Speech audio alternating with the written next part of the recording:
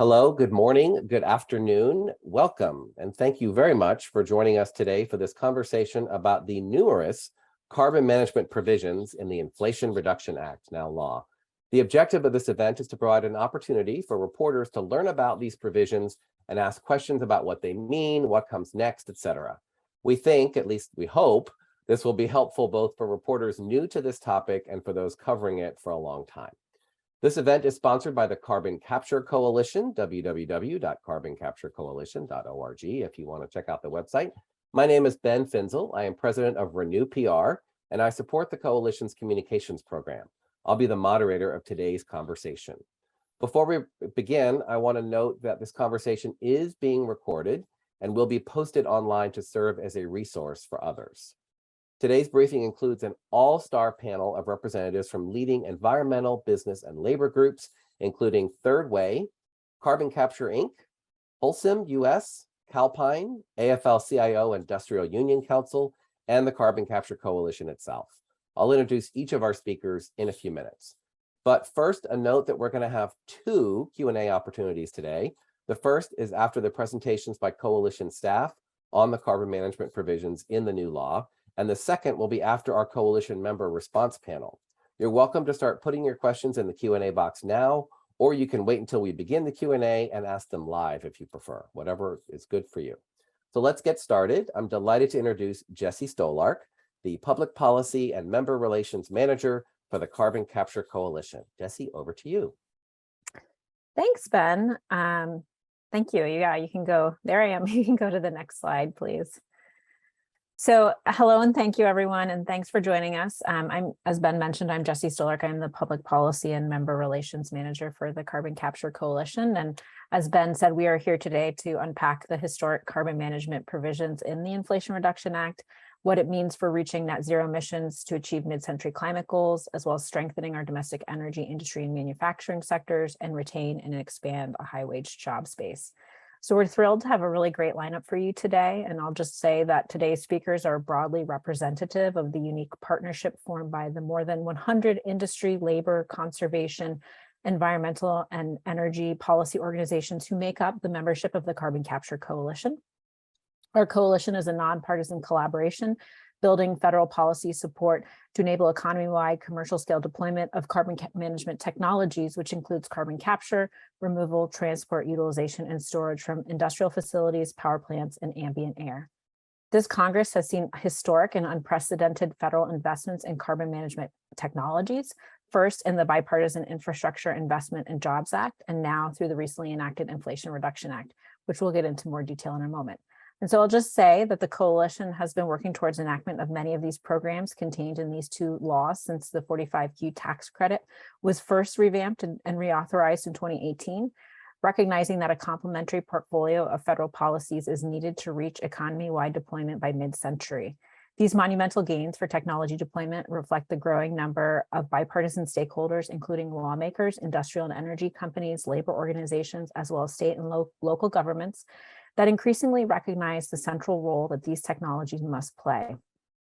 So with that kind of background and introduction, I'm very pleased to hand things over to my colleague, Madelyn Morrison, who will go into more detail on the 45Q provisions. Take it away, Madelyn. Yeah, thanks, Jessie. And hi, everyone. As Jessie said, I'm Madelyn Morrison, the Government Affairs Manager for the Carbon Capture Coalition. And just to kind of build off of what Jessie so eloquently said, I think it's really important to talk about just how big of a deal this mammoth piece of legislation is. I know we've all heard the phrase once in a generation far too often, specifically over the past few years. But I think this law really embodies that phrase, specifically when it comes to the type of investments it made in climate and energy policy.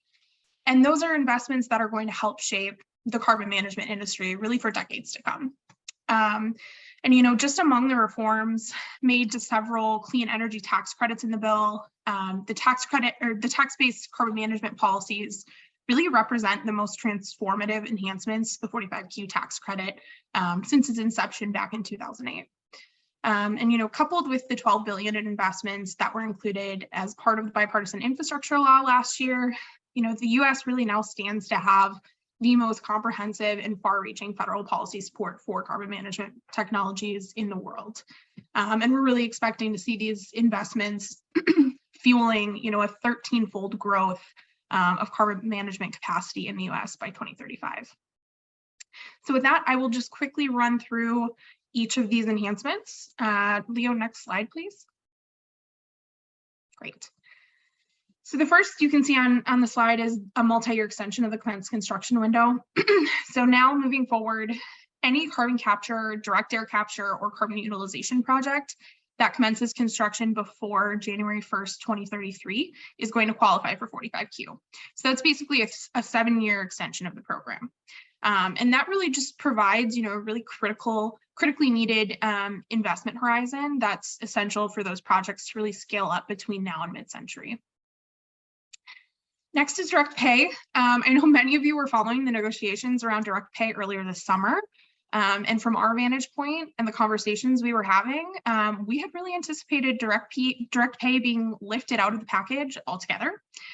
So we were very pleasantly surprised that the IRA included a direct pay option for for-profit entities. So meaning that projects will be eligible to receive direct payments for the first 5 years of a project after the carbon capture equipment has been placed in service. And that really just allows these project developers to avoid tax equity markets and the significant loss of tax credit of the tax credit that comes with those types of transactions.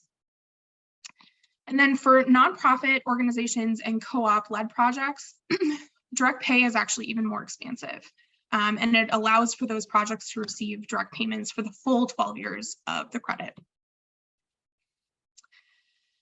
And then you'll see expanded transferability listed on this slide as well.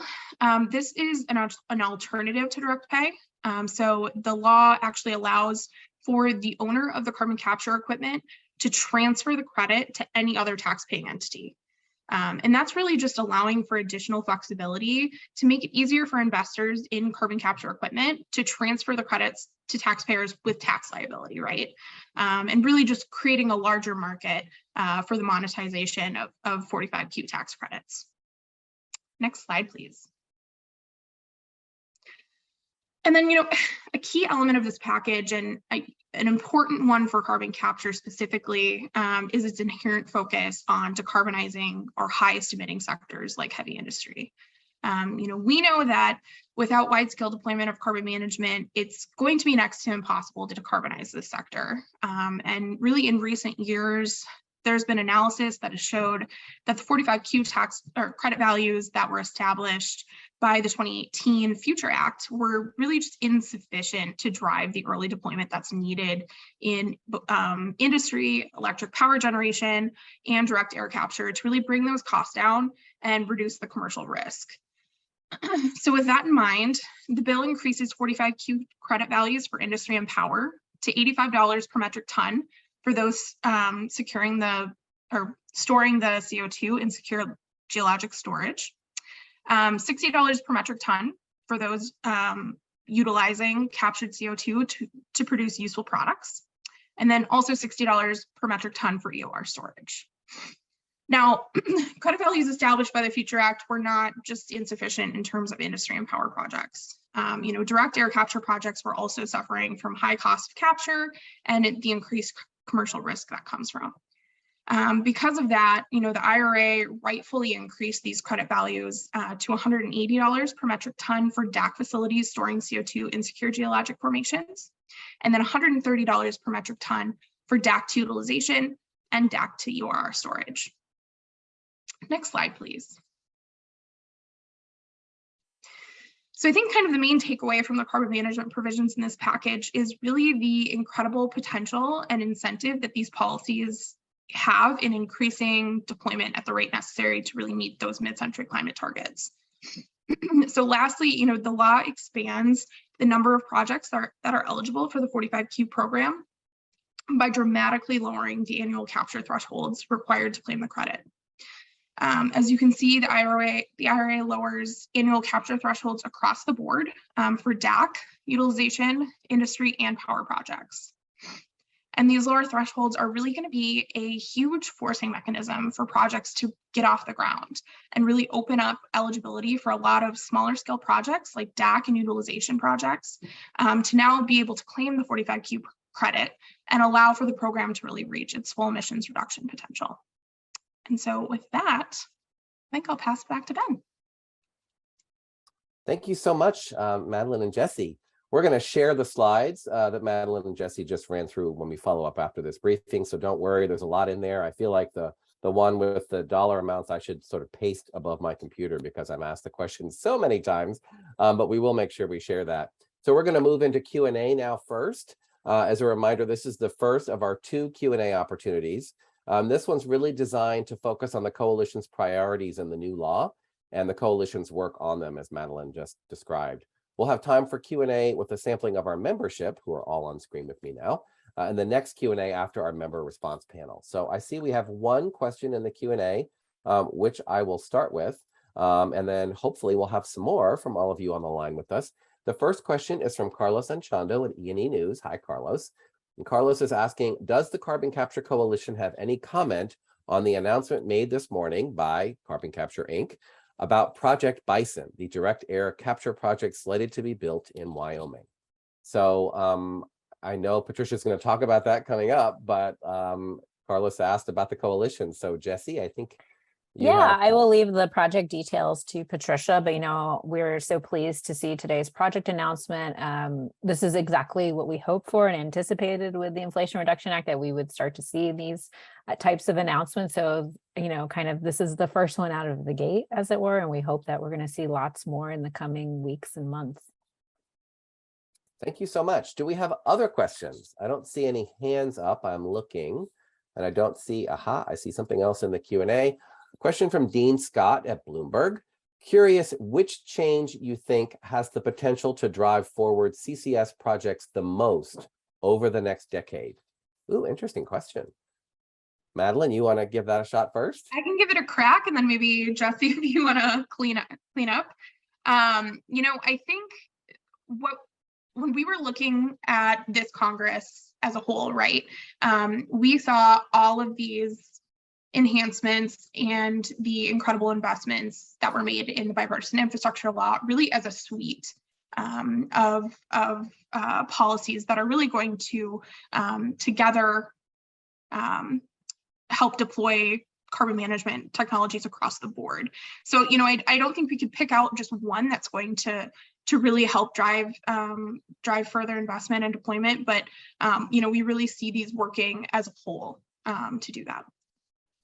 And I don't see any other questions, so I want to just throw it open to any of our other panelists. If any of you want to take this opportunity to comment and say, based on what you're seeing or what you're thinking about, if you have an answer to that question, you're welcome to chime in. Just make sure you say who you are, since we haven't introduced you yet. I can throw out an answer there, Ben. Certainly $180 makes projects a whole lot more viable for direct air capture. That is a kind of game-changing amount of money that will drive projects now and into the future. Regarding, and I can kind of talk more about this in my comments, certainly for us, we're a modular technology. We're going to start slow, 5,000 tons a year. And so our project would not have even been eligible for 45Q without lowering the threshold amounts. And candidly, we needed direct pay as well. For 5,000 tons a year, it actually would have been economically, we kind of looked at how we design it to fit into a tax equity structure. Without direct pay, it wouldn't have even been kind of economical for us to go after 45Q at $50 without direct pay. So I think all of those together, as Madelyn said, are really going to be important parts of the conversation. And we're so glad that it got extended as well, because that'll let us kind of keep building these new projects well into kind of the end of the decade. Thank you, Patricia Loya, Vice President of Business Development at Carbon Capture Inc. And hopefully that helps you, Carlos, as well. Get to hear directly from one of the folks right in the moment. Caleb, you turned your mic on. Did you want to comment? Yeah, and I'll just second that. The key provision from our perspective, and this is Caleb Stevenson from Calpine, is definitely the expanded price levels for the 45Q. at $85, we're close to bridging the gap on some of our projects, and we think we can drive scale, drive costs to a lower level, and hopefully more projects become eligible over time. Great, thank you. Anyone else before I move on? No, okay, I don't have any more questions. I don't see any hands up. So I think what we're going to do is just go right into letting our panelists share with us a bit more about the bill. I think that's the star attraction today, in addition to the coalition's summary of the bill, is all of these excellent participants. So thank you for those questions, and think about more as we keep going.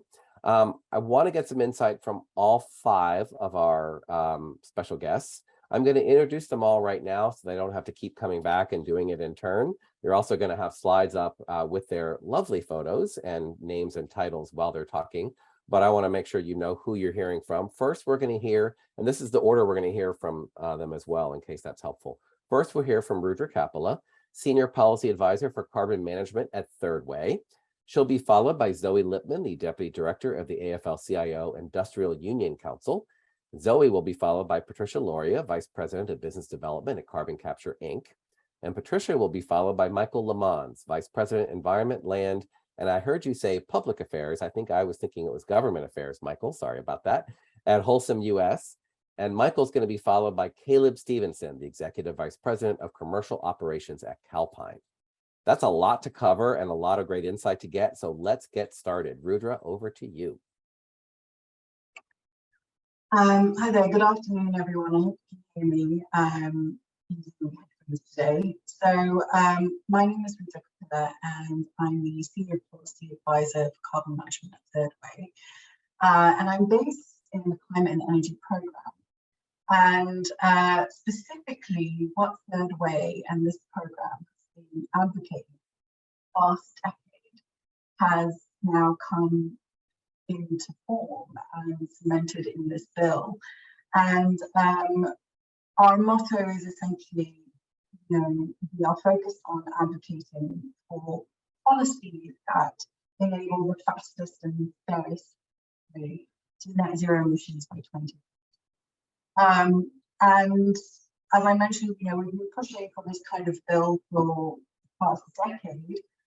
So we're very excited, particularly about the potential to increase jobs and the prospects for revitalizing industries, creating new industries, increasing manufacturing or new opportunities in communities that have fallen behind, let's say, through some of the industrialization that's taking place in other parts of the world. Also, just kind of stepping back, I know we're here to discuss the Inflation Reduction Act in particular, but Third Way also kind of views this suite of bills that includes the Infrastructure Bill, the Inflation Reduction Act, as well as the CHIPS Act, which was passed recently.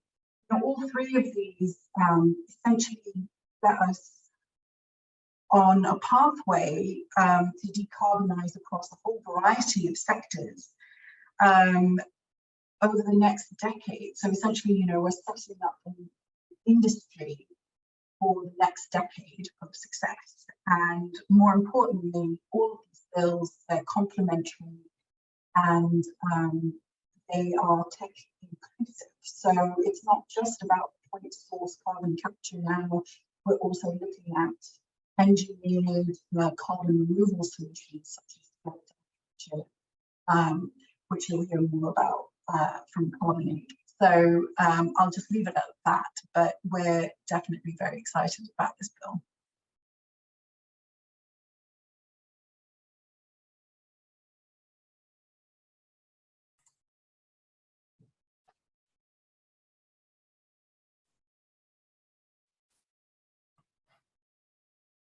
Take it away, Zoe.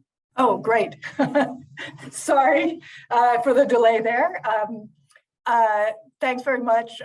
Thanks for putting this together, Ben, and the coalition as a whole. I'm Zoe Lipman, as Ben mentioned, Deputy Director of the AFL-CIO Industrial Union Council. And from our perspective, this is also a hugely significant bill across climate, job creation and manufacturing, energy security, and energy access. AFL-CIO, together with the Energy Futures Initiative, did analysis of the bill and found not only does it, as has been widely reported, cut carbon emissions by somewhere around 40%, but our analysis showed that it would create 1.5 million additional jobs above a growing economy by 2030, cuts energy costs, increases GDP, and increases personal income by thousands of dollars a year. Really something that underpins the kind of economy we want to grow. I think it's really important. I just want to talk for 2 seconds about the package as a whole, and then look at the carbon management provisions. It's really a comprehensive package on that both invests significantly historically in clean energy, but also in creating good, high quality jobs in the next generation of energy. Really ensuring that as the energy, as we implement climate solutions, we are improving and not degrading jobs. Secondly, it enables, and the carbon management provisions in particular, help ensure that we are investing across in good jobs and in competitive carbon reducing solutions, not only in what we traditionally think about as clean energy, but in the full range of energy and industrial solutions. And to get to that point, specifically, this is the bill as a whole is well, first of all, just before I go there, the carbon management provisions in particular also allow us to make, as folks are talking about and are rolling out in real time now, very critical interventions to cut emissions in some of the hardest to control sectors, places like liquid fuels, where we're going to continue to need liquid fuels over the coming several decades, where especially in energy intensive industry. And I want to talk there for a moment, because the package as a whole is a more than a down payment, a serious action to put us on par with our competitors globally around a manufacturing and industrial strategy. It invests deeply, not only in ensuring that we build our clean energy projects sourced domestically and build good jobs, but that we invest directly in building the manufacturing of the technologies of the future. And at the heart of that is manufacturing some of these critical materials, steel, aluminum, cement, things that are at the foundation for today's economy and a future clean economy. And these provisions are particularly valuable to seeing those roll out and allow us to develop a competitive industry for the future in that space. I would just flag that the bill also includes other provisions directly focused, for example, a $6 billion investment in the Advanced Industrial Facilities Deployment Program, which allows is a manufacturing investment tax credit to help actually, sorry, there's also an investment tax credit. That one is a grant loan provision. It's different financial assistance to ensure that companies that are deploying retrofitting, upgrading industrial facilities to cut emissions significantly, have access to capital to make those investments. And secondarily, that some of our most successful investment tax credits, the 48C tax credit, also can be used for different kinds of projects that are in this space that would be implementing precisely these kinds of carbon reducing technologies in heavy industry. And so I'll close there by saying, this is really fundamental for seeing the future of this industry in the US. And as we heard in the beginning, we're seeing these technologies roll out immediately. There are other projects, I'm sure, looming that would help where we're going to see announcements in materials production, in fuels, where these provisions not only will help secure our economic and geopolitical security, critical supply chains, but also secure and grow a new generation of good, high-paying, quality jobs.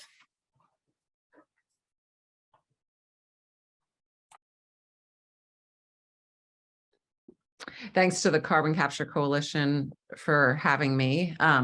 Again, Patricia Loya, VP of Carbon Capture Inc. And as many of you have probably seen, we announced a 5 megaton project today that will start kind of small, but grow big in the great state of Wyoming. And certainly the Inflation Reduction Act was kind of a key part of both how we kind of justify getting that project off the ground, as well as a way for us to engage with our investors to continue to kind of fund our activity. That $180 a ton, as I've said before, really creates this kind of initial price on carbon that, along with investments from the private sector, we've talked a lot about the mighty Microsoft and Stripe in the carbon removal space, who have done these advanced buying commitments. Those things help us to be able to plan for these large scale projects. And now this mixture of $180 with these private buying commitments will allow us to drop our prices on carbon removal credits even more quickly and bring in a larger amount of corporate buyers into the kind of fold. So it's been huge.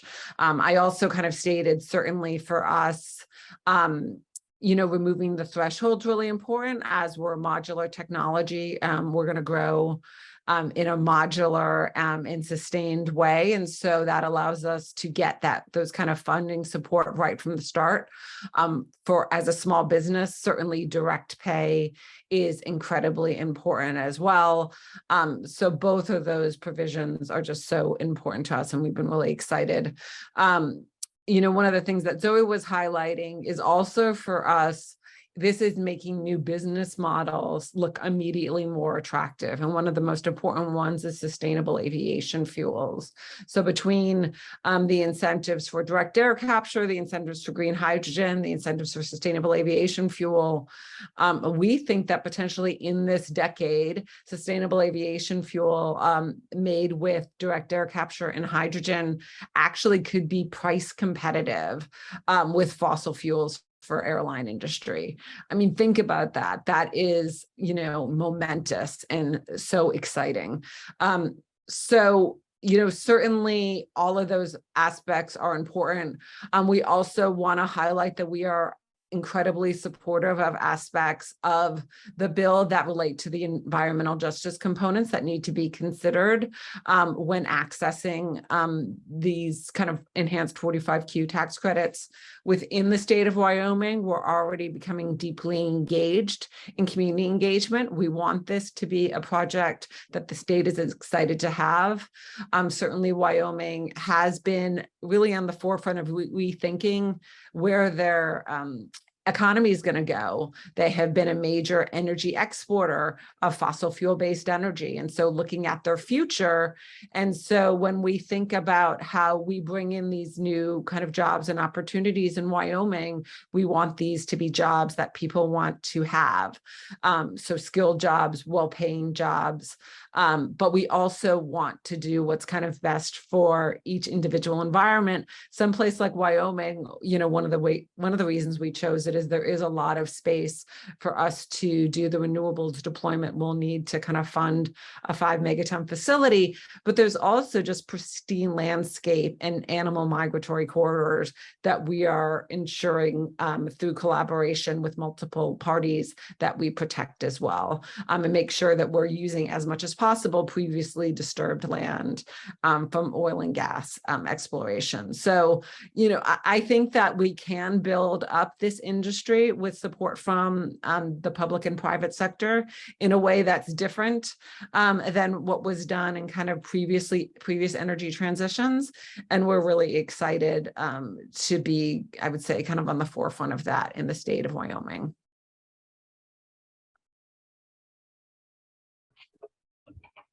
Good afternoon. It's a pleasure to be here with you all today to highlight the importance of carbon capture to the cement industry.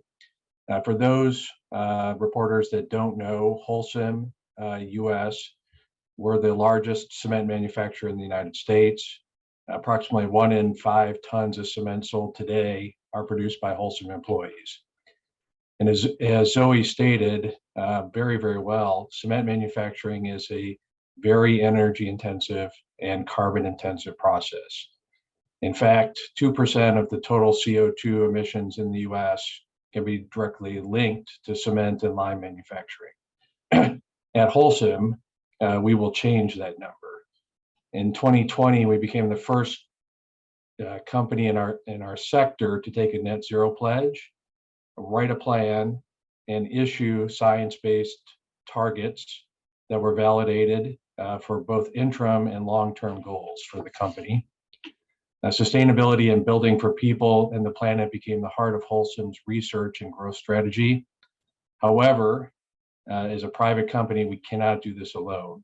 We need governments to adopt smart policies that allow for deployment and development of low carbon products. We need policies that foster innovation and help springboard American manufacturing that allow us to create the cleanest and strongest building materials necessary to build the infrastructure of tomorrow. The Inflation Reduction Act delivers on those policies. The bill's investment in environmental product declarations focused on transparency, low carbon building materials, and the changes that Madelyn walked through related to carbon capture will help us deliver on our net zero promise in the US. Cement manufacturing needs carbon capture to reach net zero. Roughly 60% of the emissions generated in cement manufacturing are process emissions. They're the direct result of the chemical transformation that occurs when we heat limestone. What this means is that we can power a cement plant with nothing but clean energy and clean electricity, and we would still have to deal with the 60% of emissions that come from the process emissions. We need carbon capture, sequestration, storage, and reuse, which is why we're proud partners of the Carbon Capture Coalition. We are proud to have worked with the coalition to deliver on the transformative changes previously outlined. These changes will be instrumental in helping Holcim take one or both of our previously announced carbon capture and utilization and storage projects in the US from concept to design to reality. Thank you again for the opportunity to participate in today's event, and I look forward to any questions. Thank you. Great. Well, thanks, Ben. Thanks to the coalition, all participants for your interest. This really is a game changer, and I'm going to talk about this from the perspective of the electric power industry.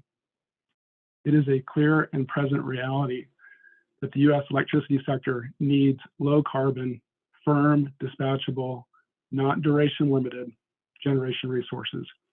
Wind, solar, batteries will continue to grow. That'll be helpful in terms of decarbonizing the power sector, but we believe we need carbon capture, and with our gas plants, applied to our gas plants, this can be the fastest and most cost-effective solution to low carbon, firm, dispatchable power. By way of background, Calpine is the largest natural gas and baseload renewable power provider in the US. We operate 76 power plants across the country on a competitive basis. Most of them are gas-fired. 13 of them constitute the geysers in Northern California, the largest geothermal installation in the world, and the largest single renewable asset in California. Our operations are concentrated in California, Texas, and along the East Coast. Calpine has played a leading role in decarbonizing the power sector for over 2 decades with our geothermal facilities, our gas fleet, which has enabled a shift away from coal-fired generation, and by providing grid support during the growth of renewable energy. CCS is and has been for a while a major initiative for us. We believe CCS can enable further significant carbon reductions in the carbon intensity of the power sector, while also supporting grid reliability. Renewable energy will continue to grow, but we're also going to need firm dispatchable sources of electricity. Reliability will be increasingly important, particularly because to decarbonize the economy at large, we need to use more electricity, we need to shift in the transport sector, we need to shift in home heating, et cetera. Within our facilities, our pipeline across the country consists of 11 of the 76 plants. We've identified 11 facilities that we think are particularly low-hanging fruit for the application of CCS. These are located in Texas and California and are proximate to excellent CO2 sequestration geology, where we plan to store the carbon permanently. A subset of these facilities operate as cogeneration facilities, which means in addition to generating electricity, these facilities provide steam to industrial processes such as chemicals manufacturing. These plants in particular are great candidates for shared infrastructure in industrial hubs. Of the 11 leading candidates in our fleet, we are down the road on full engineering for 2 of them, and we are in the early stages of full engineering for an additional 2 of them. So the increased 45Q that we're seeing in the IRA is a game changer for the pace of these projects. As we look at the cost of installing the equipment and storing the carbon, we believe this price level at $85 bridges most of the gap and puts many of our projects within reach. Looking beyond our first few projects, we believe scale, standardization, and repeat installation can drive down costs. And this is our goal and why we think our fleet can lead the way in terms of rolling out this technology in the power sector. We've mentioned the direct pay provision. It's 5 years instead of the full 12, but also very helpful. Tax equity is can be a significant cost. So direct pay definitely helps with the economics as well. So we're super excited about CCS in general and thankful to Congress for passing these provisions. And we look forward to making project announcements very soon as we continue to progress the pipeline. Well, thank you, Caleb, and all of our speakers, Rudra, Zoe, Patricia, and Michael. And I want to just pause for a moment. I knew that we had a good panel when I saw who accepted our invitations, but listening to all of you talk, I mean, we start with Third Way, which played such a key role in pushing this bill forward. And then we go to the sector of the AFL-CIO that focuses on industrial applications. And we hear from Zoe. And then we have, you know, one of the newest projects that is underway because of the IRA with carbon capture. And then we have the largest manufacturer of cement in the US in Holcim, and the largest utility company, as Caleb described. So this is really an amazing group of folks in terms of the expertise and the real world experience, you know, on the ground, thinking about what these policies mean as we go forward in terms of bringing them to life and giving them life. So I'm just thrilled to have all of you. Thank you. We have one question in the Q&A, which I'm going to go to right now, and hopefully we'll get a lot more. I'm hoping for a bunch more. This is from Bridget DeCosmo at Energy Intelligence. And Bridget asks, how are project developers reading the prevailing wage and apprenticeship requirements? How much of a change would their requirements make in terms of project costs from the status quo? Well, that's a real specific question. Does anyone want to tackle that? Hey, yeah, this is Caleb with Calpine. From our perspective, it doesn't have too much of an impact. There's some additional tracking requirements that will be needed with the funding from 45Q, but for our projects, we're either going to be doing our projects under project labor agreements, or we're going to be paying prevailing wage anyway. So not a huge shift and not a significant impact on the economics. Cool. Anyone else want to address that? So a question for me. Oh, go ahead. I might just jump in super fast to say I'm not a developer, but the analysis that we've done is accords with what Caleb said, which is that virtually no impact on cost. But in addition, I would really underscore we have a lot of projects rolling out in a time where we hear a lot about availability of trained and skilled labor, and that these provisions can also help ensure a stable, trained, skilled workforce available for the project. So there's some real added benefits there, as well as helping ensure that we meet both the economic and climate goals of these investments. Thank you, Zoe. Really helpful to hear from both of you. Anyone else before I move on? So a question for me while we wait for more from all of the reporters on the line. I'm curious for any of you to answer, what you think is important next, right? So there's this huge victory, and it included all of the key provisions in the coalition's policy blueprint. And a hint, watch for a new policy blueprint coming out next year. But what's next, right? I mean, obviously we have to implement this, which is no easy task, but what is important for reporters and others to look at going forward? What should they be looking for as we take the next steps in this, post enactment world for the Inflation Reduction Act? Anybody want to touch that one? I'll throw out that from a carbon dioxide removal standpoint, we would love to see something like the Federal Leadership and CDR Act go through kind of both houses and be passed. For those who aren't aware of that, that's essentially an advanced buying commitment. It creates different thresholds by which the federal government will buy carbon dioxide removal credits, starting at 550, I believe, and then kind of going down year over year.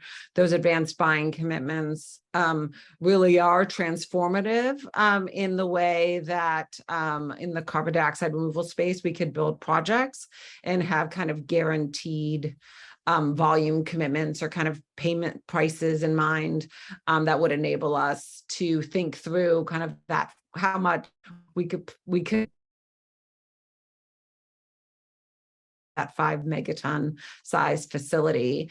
And that certainly is a good pairing with the private sector. Again, we've seen some of these multi-year offtake agreements coming through places like Microsoft, Frontier, the group that was organized by Stripe is looking at, and this next funding round, doing these multi-year offtakes. And that's certainly going to be really important going forward as we think about really scaling the carbon dioxide removal space.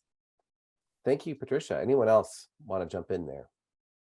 So from our perspective, one of the top next steps is clarity, safety, and timeliness of Class 6 sequestration permitting. It's moving along at different paces in different parts of the country, but we are pursuing a permanent sequestration strategy for our facilities, and we need the Class 6 wells to be ready to go. Okay, makes sense. I might have a more metaphysical next step, which is as opposed to concrete, which is maybe an appeal to the folks from the press that as we think and talk about the Inflation Reduction Act and these investments, that the emphasis that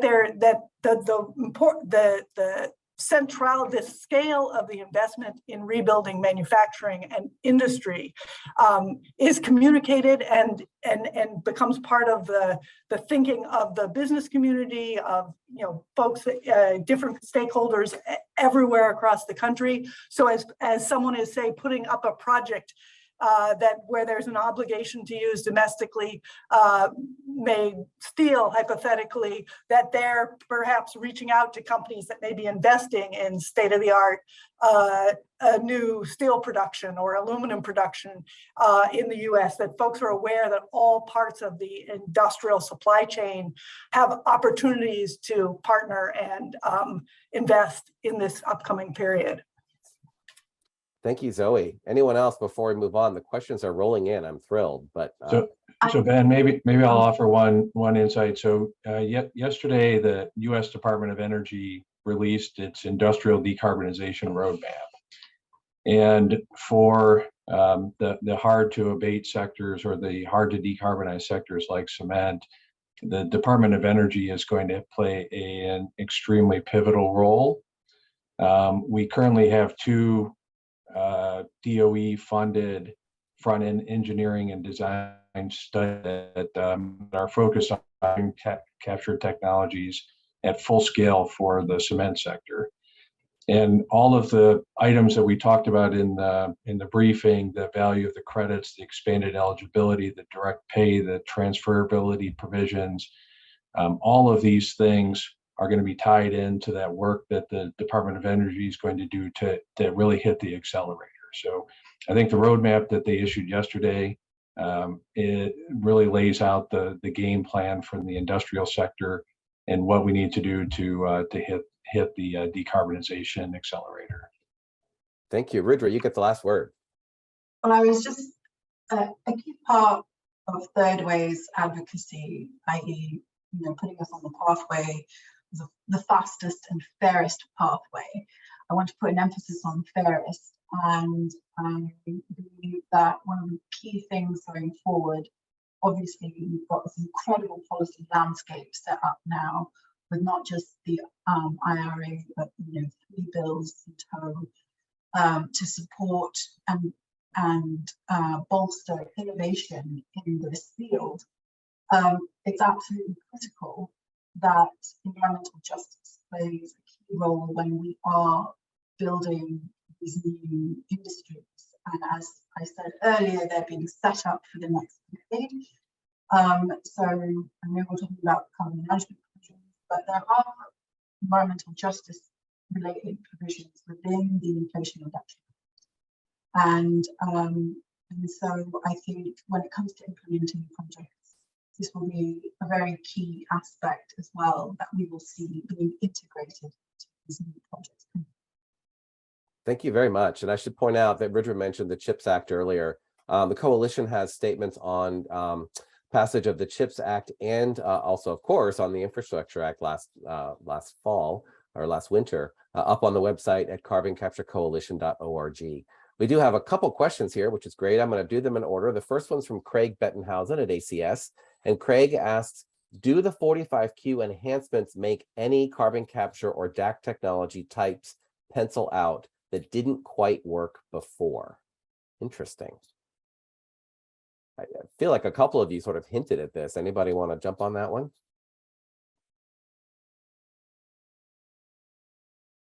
Just from the perspective of Calpine and our projects, we're still working through full engineering and trying to understand the impact of recent inflation on the project costs, et cetera, but we think so.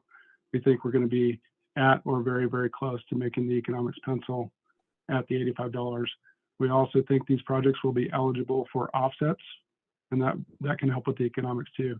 And then after that, it's a question of scale, standardization, driving down costs, et cetera. Okay, thank you. I can add to that. And, I kind of already alluded to this in a couple places. I think companies like ours really want to be bold. We really are doing this from a place of wanting to get out and start making this impact and getting CO2 out of the atmosphere before it can kind of do any more damage, such as what we're seeing in heat waves in our kind of home state of California, wildfires, everything else.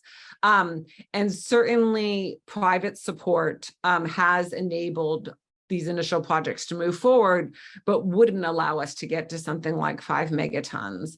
So I don't know so much that it enables a particular type of technology, or, potentially it does. But I would say the bigger aspect is it's really going to allow companies to grow and projects to happen. And that's going to bring down costs and make this a more ubiquitous technology. I would say both on the point source side and for carbon dioxide removal. And, in terms of what the IPCC says we need in terms of carbon dioxide removal, I think it comes out to about a 30 or 40% growth rate per year, which we know we're not going to meet in the initial years. But through programs like this and through this federal government support, there is kind of some light at the end of the tunnel that we can start growing these large megaton projects before 2030. And really, I think it is game changing in terms of our ability to get to net zero by 2050. Thank you, Patricia. Next question is from Kevin Crowley at Bloomberg. How many tons of carbon need to be captured per year for the U.S. to meet its climate targets? And how many tons are captured now? And what will the IRA bring us up to? I'm not sure we can answer all of those with the IRA so new, but anyone want to tackle that? I can take first crack at that, Ben, and then maybe others might have additional thoughts. That's a good question, Kevin. I don't know that we have that specific information available for the US specifically. If you look at what the International Energy Agency estimates we'll need to meet sustainable development scenario goals, is they're estimating 15% of total emissions reductions will come from carbon management technologies. And so that is net zero by 2070. And so if you move the goalpost up to 2050 net zero, which is roughly in line with the Paris climate goals, it requires approximately 50% more deployment of the technology.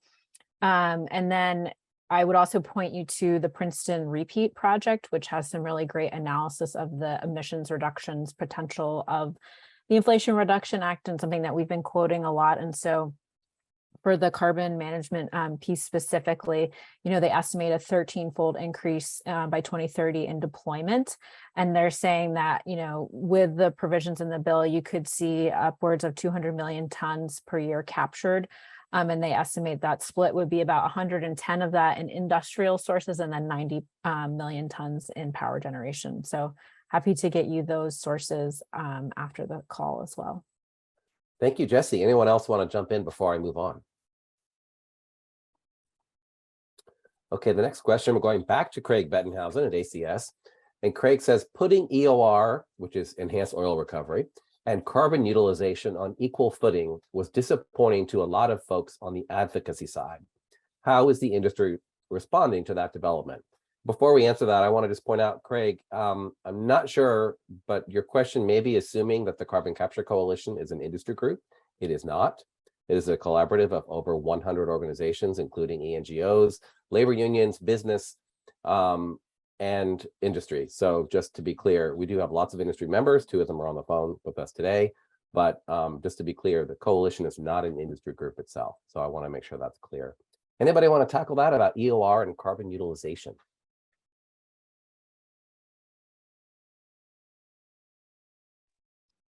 I can take that one, Ben, if none of our members would like to tackle that one. So I will just clarify that in the current, the way the tax credit is currently structured, enhanced oil recovery, and then other types of carbon utilization to make, useful products and materials are also at the same level. So this keeps the same structure going forward.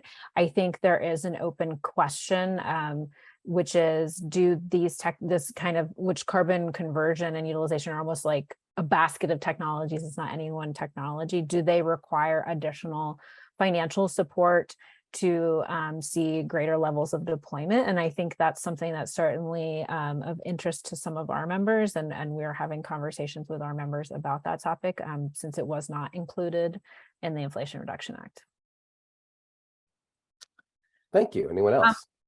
I'll just throw out that, from our perspective, we're not going to use enhanced oil recovery as a sequestration method. As a direct air capture company, we just don't believe that we should be producing more oil and gas while we kind of take CO2 out of the atmosphere. And that's just a position we have to take. So, I do think that, companies are going to make their own decisions regardless of what the legislation says, in ways that they think kind of make most sense to kind of fit with their values and the values of the organization. I would agree with Jessie. We are kind of supportive. We're looking at some utilization use cases. And we do think that those still are, in many cases, very nascent technologies. And so increased support for those, we'd be certainly supportive of. Thank you, Patricia. Rudra. I just wanted to comment, this is more of a general comment from a kind of innovation perspective. Well, not all bills are perfect, but I think the provisions in these bills, both IRA and the IJA, which I refer to as the infrastructure bill, on balance, what they're trying to do is really bolster the prospects of carbon utilization widely. So carbon utilization preventing building materials. And there's a lot of R&D support. There's an entire, utilization program within FECM at DOE. And so, the aim is, I would say, at least how I interpret these bills, is to really kind of innovate, create these new industries within carbon utilization that is not defined as traditional EOR use.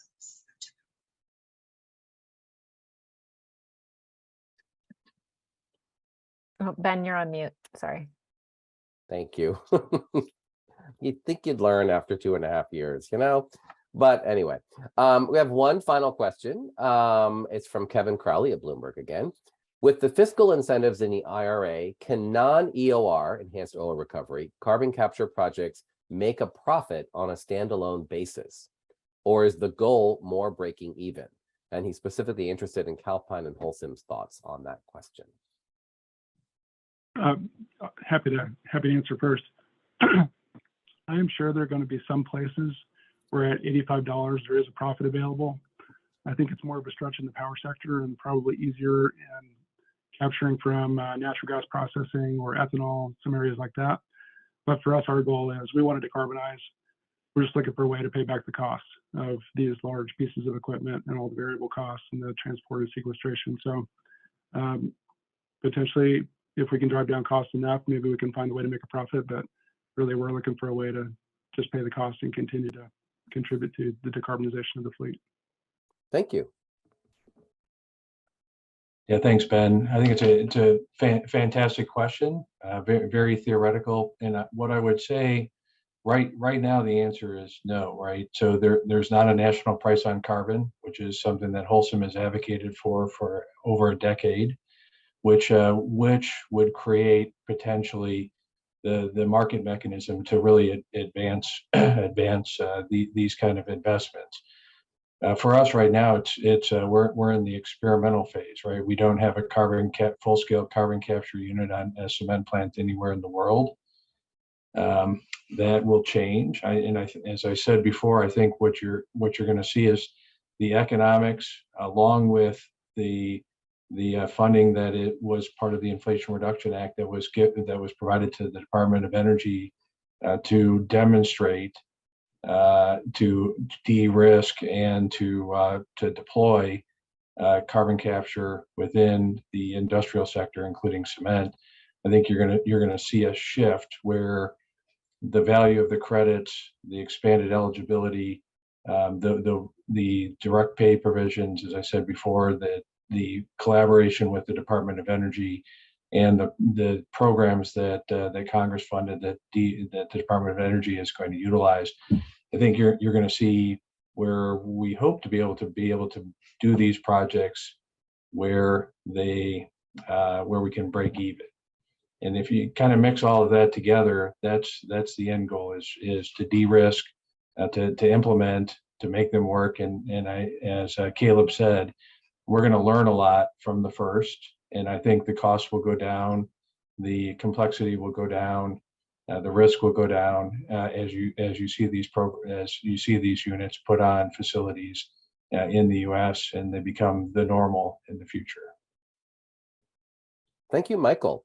So we're almost out of time, but I do, before we wrap up, want to give Jessie a chance to just talk a little bit about additional resources that might be helpful for folks, because we are all about giving you lots of links and places to go to learn more about carbon management. So Jessie, over to you. Sure. Thanks, Ben. And thank you for joining us today and sticking with us till the very end. And thank you again to our wonderful speakers. So as Ben mentioned earlier, in addition to receiving today's slide deck and recording of today, we have a host of resources available both through the Coalition website as well as some of our member organizations. And here are just a few. So if you go to our website, you can find our Inflation Reduction Act fact sheet, statements, and other resources. Also to links to member sites who have a wealth of information, including Third Way, and as well as the Clean Air Task Force. And just to mention, the Clean Air Task Force hosts the project announcement list that we often refer to. So I hope that when we look at that list in a couple of weeks or months, that we'll see a lot more projects on there. So thank you again for joining us all today. And I hope you guys have a great rest of your day and a great rest of your week. And that is a wrap. Thank you all for joining us today for this conversation about carbon management and the Inflation Reduction Act. We hope, as Jessie said, this discussion will be helpful to your ongoing reporting. If you have additional questions or you want to interview any of our speakers today, you can get in touch with me, Ben at renewpr.com, as you know all too well from all of my emails, and I'll be happy to follow up. Please join me in thanking our guest speakers, Rudra Kapila, Zoe Kapman, Zoe Lipman. I'm having a terrible day today. Zoe Lipman, Patricia Loria, Michael Lamont, Caleb Stevenson, and of course, Jessie Stolark and Madelyn Morrison of the Carbon Capture Coalition. Thank you all for joining us today. Be well, be safe, and take care. Thanks, Ben. Thank you.